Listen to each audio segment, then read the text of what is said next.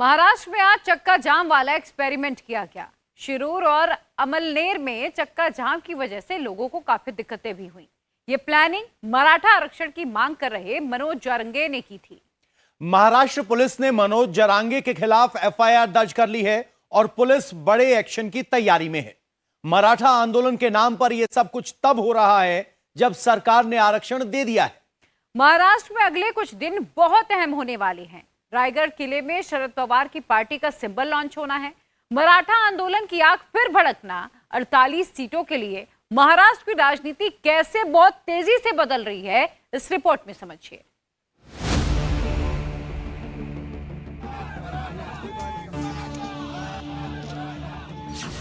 महाराष्ट्र में मराठा आंदोलन का धुआं फिर उठने लगा है।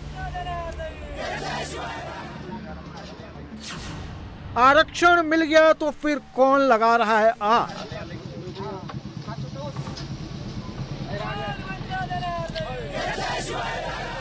महाराष्ट्र की सियासत की सुई एक जगह पर आकर अटक गई है, वो है मराठा आरक्षण।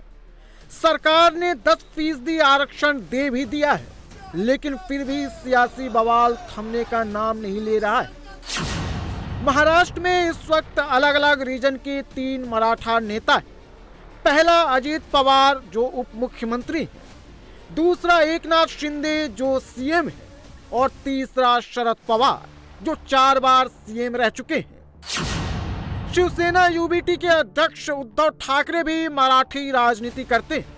एमएनएस प्रमुख राज ठाकरे का कोर एजेंडा भी मराठी राजनीति ही है। लेकिन बीजेपी में न तो केंद्र में न ही राज्य में कोई भी बड़ा नेता मराठा समुदाय से आता है। फडणवीस भी गैर मराठा और ब्राह्मण समुदाय से आते हैं, लेकिन मराठाओं का वोट बीजेपी को जरूर मिलता है। इस बार बीजेपी इस वोट बैंक को और बढ़ाने की कोशिश में है, ताकि लोकसभा चुनाव में एनडीए क्लीन स्वीप कर सके। लेकिन एनडीए के सामने मनोज जारंगे आकर खड़े हो गए। मराठा आरक्षण का नया चेहरा है मनोज जारंगे पाटिल। उम्र 42 साल है और महाराष्ट्र के बीड के रहने वाले। 12 साल में आरक्षण के लिए 30 से ज्यादा बार आंदोलन कर चुके। मराठवाड़ा क्षेत्र में इनकी मजबूत पकड़ है। मौजूदा समय में शिवाबा नाम से एक संगठन चलाते हैं। इन्होंने अपनी सियासी करियर की शुरुआत युवा कांग्रेस जिलाध्यक्ष के रूप में की। जारंगे ने मराठा आरक्षण की डिमांड की तो शिंदे सरकार अध्यादेश लेकर आ गई। अब ये कानून भी बन गया है। शिंदे सरकार ने मराठाओं को 10% आरक्षण देकर अपना वादा निभाया, लेकिन जारंगे को आरक्षण देने का रास्ता पसंद नहीं आया और इस बार उन्होंने मुंबई में डिप्टी सीएम फडणवीस के बंगले को घेरने की धमकी दे दी। आंदोलनकारी की मर्यादा को तोड़ते हुए फडणवीस के खिलाफ अनाप शनाप शब्द बोलने लगे।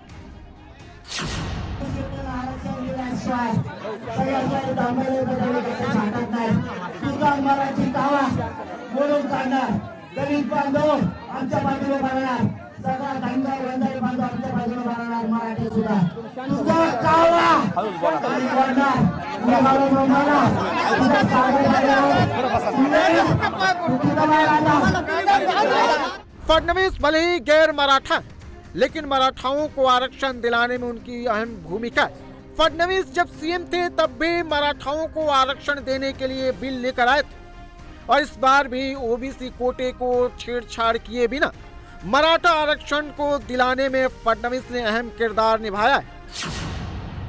लेकिन जारंगे को ओबीसी कोटे में ही 10% आरक्षण चाहिए। इसके पीछे दलील दे रहे हैं कि कुणबी समुदाय को ओबीसी का दर्जा है, तो ओबीसी में मराठाओं को शामिल किया जाए।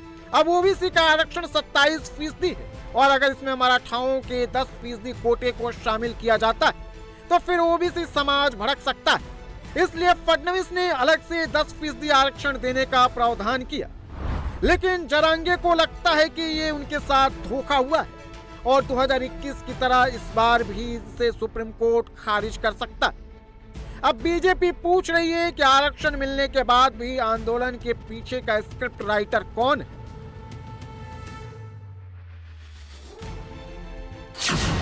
स्क्रिप्ट आतापर्यंत उद्धव ठाकरे बोलत होते, ज्या स्क्रिप्टवर पवारसाहेब बोलत होते नेमक्या तशाच स्क्रिप्टवर तेच विषय जरांगेंनी का मांडावे असा माझ्यासमोर प्रश्न आहे. एवढंच आहे, कायदा सुव्यवस्था न बिघडवता कोणी आंदोलन केलं तरी आमची हरकत नाही, पण कायदा आणि सुव्यवस्थेचं पालन होणार नसेल तर पोलिसांना योग्य कारवाई ही करावी. मराठा आरक्षण के लिए मनोज जरांगे 2023 और 2024 में 3 बार अनशन पर बैठ चुके. 29 दिसंबर 2023 से 14 सितंबर 2023 तक जरांगे अपने समर्थकों के साथ महाराष्ट्र के जालना में भूख हड़ताल पर बैठे थे. दूसरी बार 2023 में ही 25 अक्टूबर को जरांगे फिर से अनशन पर बैठ गए. अनशन के 9वें दिन यानी 2 नवंबर को शिंदे ने मराठाओं को स्थायी आरक्षण देने का वादा किया. इसके बाद उन्होंने अपनी हड़ताल खत्म की. लेकिन 20 जनवरी 2024 को जरांगे एक बार फिर से विरोध प्रदर्शन करने लगे. 27 जनवरी को शिंदे ने जरांगे को आरक्षण के अध्यादेश की कॉपी सौंपी और जूस पिलाकर एक दिन का उपवास तोड़वाया. जो बोलने वाले जो है उन्होंने सिर्फ मराठा समाज का इस्तेमाल किया है. अब जब दिया है तो बोलते टिकेगा नहीं. अरे क्यों टिकेगा नहीं, उसका तो रीजन बताओ. ये मराठा आरक्षण पूरा इसी तरह से दिया है कि जो सुप्रीम कोर्ट ने जो ऑब्जर्वेशन, जो त्रुटियां, खामियां निकाली थी उसे पूरा किया है. 4 लाख लोगों को काम पे लगाया था. इसमें हर जिले में हर कलेक्टर ऑफिस में विशेष ऑफिस खोला था इसके लिए. और जो दिया है तो उसे पॉजिटिव बात करनी चाहिए. इसका मतलब राज्य में कानून व्यवस्था बिगाड़ना, ये सामने चुनाव देखकर राजनीति की रोटियां सेकना, ये लोग बहुत भली भांति जानते हैं. बहुत समझदार महाराष्ट्र की जनता है. ये उनको सही जगह दिखाएंगे. इसके पीछे जो भी साजिश है वो साजिश तो उसका पर्दाफाश तो होगा ही. मुझे लगता है कि एक ही बात है, कोई समाज अगर कोई आंदोलन करता होगा, कोई मांगे होगी, सरकार की तरफ से बात हो सकती है कि ये पॉसिबल है, ये पॉसिबल नहीं है. लेकिन सरकार की तरफ से जो आज रिस्पांस मैं देख रहा हूँ वो थोड़ा दुर्भाग्यपूर्ण है, क्योंकि सरकार में एग्रेसिव नहीं होना चाहिए. 10% आरक्षण को लेकर जरांगे को जो डर है, उस डर का भी शिंदे सरकार समाधान निकाल चुकी है. देश में 22 राज्य 50% आरक्षण के आंकड़े को पार कर चुके हैं. तमिलनाडु में 69%, बिहार में 69%, हरियाणा में 67%, राजस्थान में 64%, गुजरात में 59%, पश्चिम बंगाल में 55% आरक्षण कोटा पहुंच चुका है. वहीं महाराष्ट्र में पहले से 52% आरक्षण का कोटा है और 10% मराठा आरक्षण को जोड़ दे तो ये 62% पहुंचता है. जरांगे को ओबीसी कोटे से आरक्षण चाहिए, जबकि एनसीपी अजीत पवार गुट के नेता छगन भुजबल अपनी ही सरकार में ओबीसी आरक्षण को लेकर मोर्चा संभाले हुए हैं. ओबीसी आरक्षण कोटे से छेड़छाड़ की भनक भर से ही भुजबल ने इस्तीफा देने का ऐलान कर दिया था. शिंदे सरकार में छगन भुजबल सबसे बड़े ओबीसी लीडर हैं. मौजूदा समय में ये वेला विधानसभा सीट से विधायक है. 1960 में शिवसेना से राजनीति की शुरुआत की. 1991 में शरद पवार से जुड़ गए और अब अजीत पवार गुट के साथ है. अक्टूबर 1999 से दिसंबर 2003 तक महाराष्ट्र के उप मुख्यमंत्री भी रह चुके हैं. भुजबल हमेशा ओबीसी समुदाय के लिए खड़े रहे और जब जरांगे ने ओबीसी कोटे में आरक्षण मांगा तो सरकार में रहकर भी भुजबल ने खुलकर विरोध किया. क्या हो रहा है दुनिया देख रही है.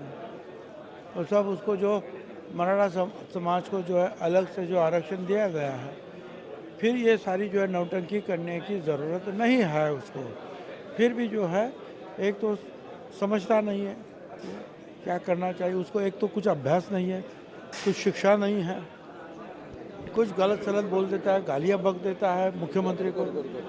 अभी ये जो है ख़त्म हो गया. पहले तो एक बात बताना चाहिए कि मुख्यमंत्री और जरांगे पाटिल की क्या बातें हुई, जो इतनी घटनाक्रम जो हुआ एक लंबे समय से चलते रहा और सरकार क्यों चुप थी, क्या बातें उनकी हुई, ये बातें पहले एक स्पष्ट करना चाहिए. सरकार ऐसा किसी पे एलिगेशन नहीं लगा सकती. उनके पास यंत्रणा है, लेकिन हमारे पास भी तो यंत्रणा है ना.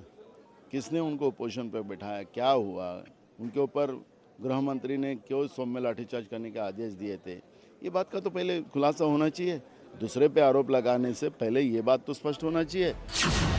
महाराष्ट्र की राजनीति 3 धड़े में बटी हुई है, एक मराठा, दूसरा ओबीसी और तीसरा गैर मराठा। महाराष्ट्र में 33% मराठा है तो 42% ओबीसी है, करीब 24% गैर मराठा है। बीजेपी के लिए दोनों का वोट अहम है।